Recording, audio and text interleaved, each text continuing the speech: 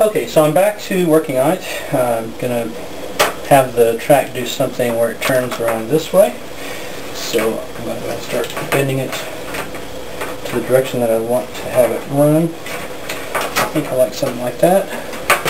So now what I do is I try to make the track have a bank to it. So I want one side to be a little higher than the other, the outside obviously. So,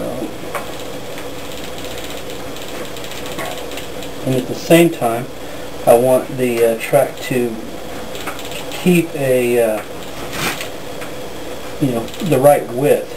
And I'm just kind of eyeballing the width. I'm not trying to use some kind of jig or anything. It didn't have to be that exact. As you can see, I've got pretty good at doing that. So it looks pretty nice to me. So I'm going to put a little stanchion or little stand right there. So I figure what I'll do is I'll hook on right here and then build a little thing to hook across there. So start off with a hook usually. Figure out I want it about that long, and build a little cup sort of, and then on the end, to keep it from being sharp on the end, I'll put a little loop on it. That's just kind of one of my little signature things I'm doing. And you see this thing is not where I want it to be, but it's pretty close. And so I'm just kind of bend it, and I'll bend it this way, so you can think about it hooking on like that. Okay, looks good to me, so I'll go ahead and print that down. Okay, and I'm going to hook on a clothespin or two to hold it where I want it to be. And I'm just going to solder this one spot first. Come on.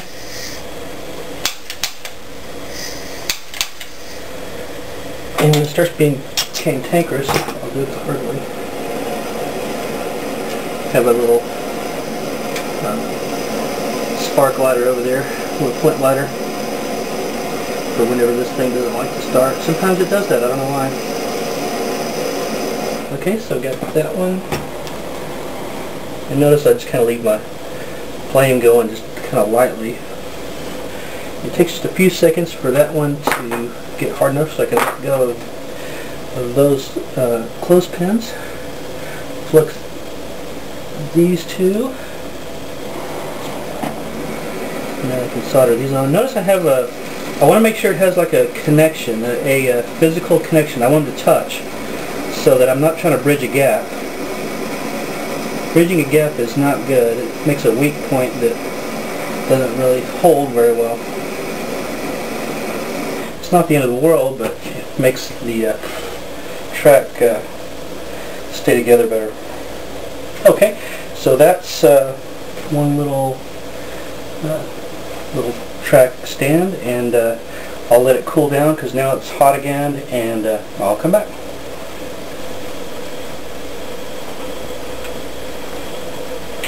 Okay, so I'm continuing on and built this part. Now it's cool. I'm going to bend it back around and try to do something different. Maybe just come around to the front of the sculpture. I like to do something, try to keep it interesting if I'm going to do something. So maybe what I'll do is I'll make it come about this far, and of course I always want to have it on a downward slant, so I'm kind of have to keep that in mind. And I don't want to have any like real hard bends. I want to keep it kind of keep it looking fluid. So I know there's a little bit of kind of kinks in the wire. You always want to kind of knock those out. Keep it looking sort of fluid. Okay, so I kind of like that so far. So I'll build one, where maybe it hooks on, maybe right about here. Okay, so let's do that. So start off by building a little hook. I figure I need about that much. Start building my little cup. and then have a little extra, cut it off. Here again, I want to make a loop on the end so it's not as sharp. That sharpness is kind of hidden, and this needs to be kind of bent that way. Okay, so that looks good. Okay, so we finish this other side.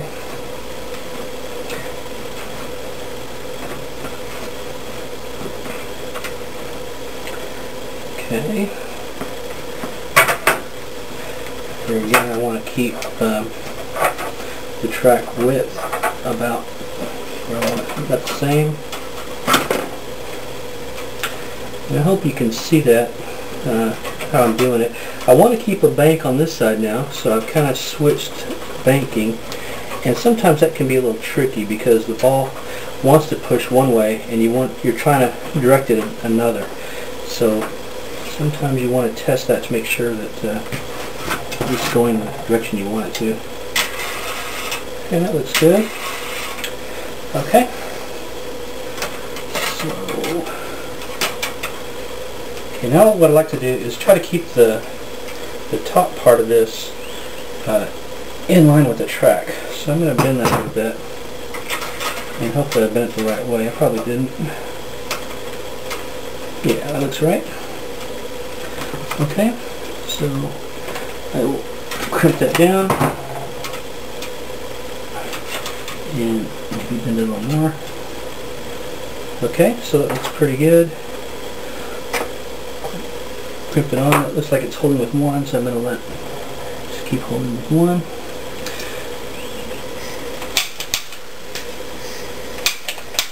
And why it's not starting, I don't know. There it goes.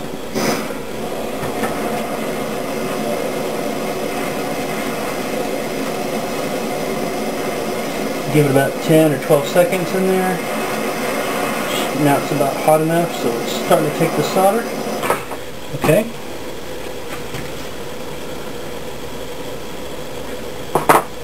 And as you can see, this side has come off. So what I want to do is I want to bend this little stanchion to where it's always touching, because I want it to touch when I solder it. And test to show that it's looking pretty good. And my marble went off somewhere. Okay. I try to put one of these stanchions or little track holders every 3 inches, 3 or 4 inches. That seems to be about right as far as keeping the track stable. If I have less than that, it seems like the sculpture gets a little wobbly. If I have more than that, it just seems like more than I need. So just kind of figure out what looks about right. Okay. Okay, so I think I would like to make the track go through, maybe and kind of around. So that's going to take a little bit of weaving the wire through the sculpture. So let me do that. And if this wire will operate, push it through there. Just thread it straight through, and try not to break the joints if I can help it. Although that's really hard to do if I did it right.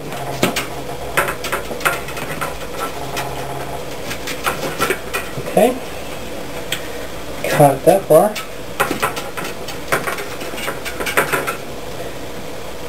Okay, so now the other side. And then I'll just pull it through. I try to avoid this sort of thing if I can, but sometimes you just gotta do it.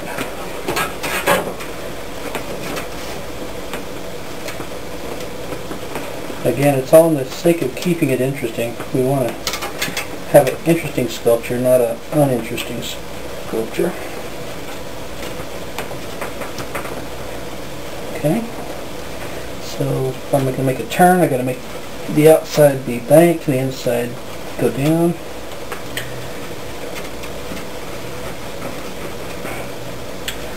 Okay. So now this wire is going to be a little unwieldy now because he's going to want to have a mind of his own. So we're going to kind of forced him to do what I wanted to do.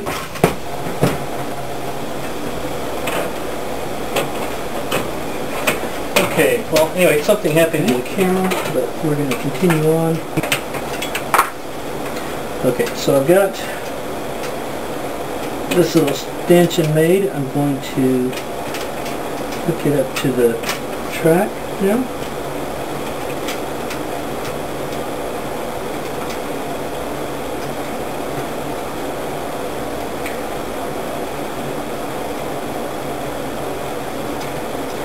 And in the time it took me to fix the camera, the things that used to be in the right spot are no longer in the right spot, so I've got to figure out what happened.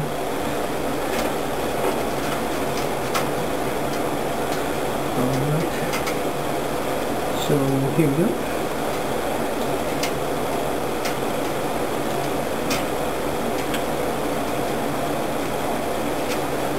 Going to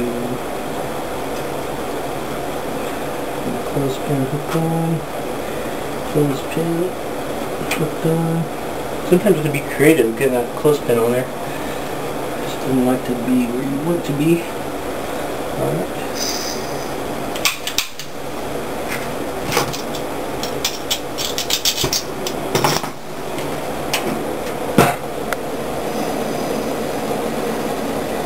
And we solder. It takes about 10-15 seconds to heat up the copper enough to solder. Don't worry about catching the clothespins on fire, other than it makes a little smoke. Just going to make sure to put it out. And then you always want to make sure that the track is touching before you solder it. And maybe test it also, so that you make sure that the marble rolls right. Okay, so